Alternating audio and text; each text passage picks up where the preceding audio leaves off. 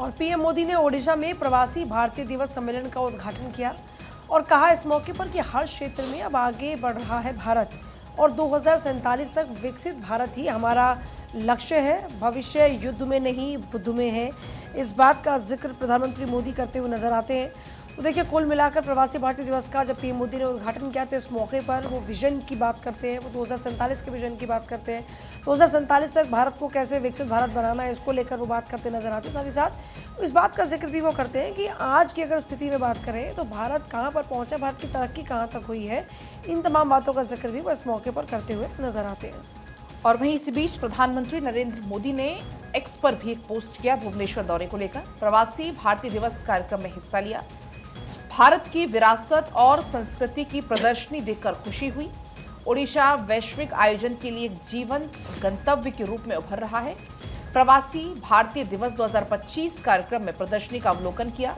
भारत की विरासत और अन्य विभिन्न पहलुओं को प्रदर्शित इस दौरान किया गया। तो इसको देखते हुए प्रधानमंत्री नरेंद्र मोदी ने ये एक्स पर एक पोस्ट भी किया है, कुछ तस्वीरें भी पोस्ट की हैं और इन तस्वीरों के साथ जो कैप्शन दिया है उसमें प्रधानमंत्री नरेंद्र मोदी प्रदर्शनी का अवलोकन करते हुए नजर आ रहे हैं, क्योंकि भुवनेश्वर का दौरा प्रधानमंत्री नरेंद्र मोदी का ये था और इस दौरान कई सारी सौगातें लेकर वो पहुंचे थे और साथ ही संबोधन इस दौरान उन्होंने किया और उसके बाद पूरे कार्यक्रम की ये तस्वीरें एक्स पर पोस्ट की गई।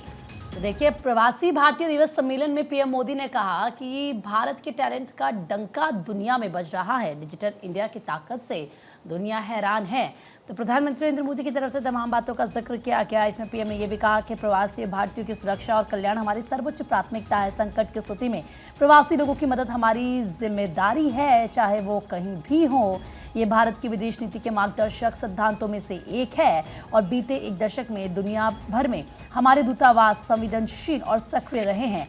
देश की आज़ादी में प्रवासी भारतीयों ने अहम भूमिका निभाई थी और अब 2047 तक देश को विकसित बनाने का लक्ष्य है। इसके अलावा प्रवासी भारतीय एक्सप्रेस को भी हरी झंडी पीएम की तरफ से दिखाई गई। दिल्ली के निजामुद्दीन स्टेशन से रवाना होने वाली ट्रेन प्रवासियों के लिए विशेष पर्यटन ट्रेन है जो 3 सप्ताह तक उन्हें भारत के कई पर्यटन और धार्मिक स्थलों का सफर कराएगी। करीब 150 लोग पर्यटन और आस्था से जुड़े 17 केंद्रों की यात्रा भी कर सकेंगे।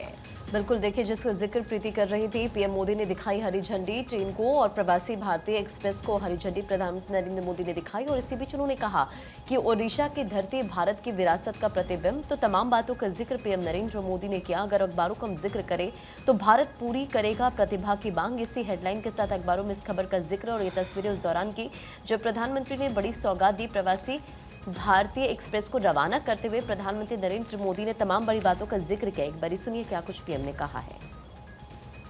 इसका एक बड़ा रीजन वो सोशल वैल्यूज है जो आप सभी वहां की सोसाइटी में ऐड करते हैं। हम सिर्फ मदर ऑफ डेमोक्रेसी ही नहीं है, बल्कि डेमोक्रेसी हमारी लाइफ का हिस्सा है। दुनिया में जब तलवार के जोर पर साम्राज्य बढ़ाने का दौर था,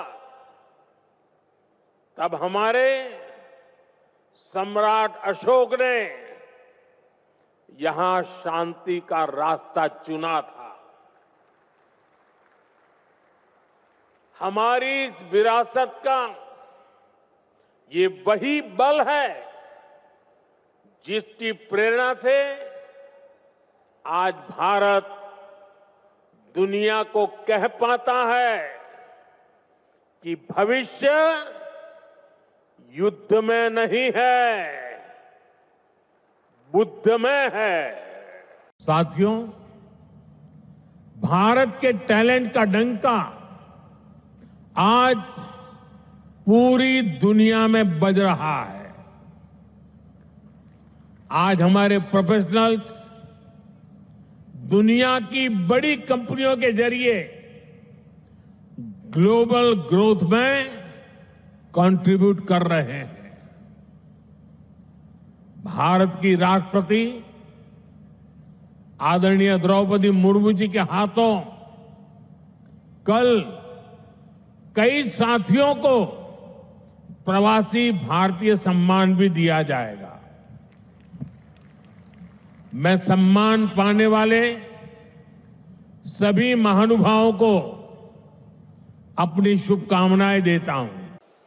साथियों, 21st सेंचुरी का भारत आज जिस स्पीड से आगे बढ़ रहा है, जिस स्केल पर आज भारत में डेवलपमेंट के काम हो रहे हैं, वह अभूतपूर्व है।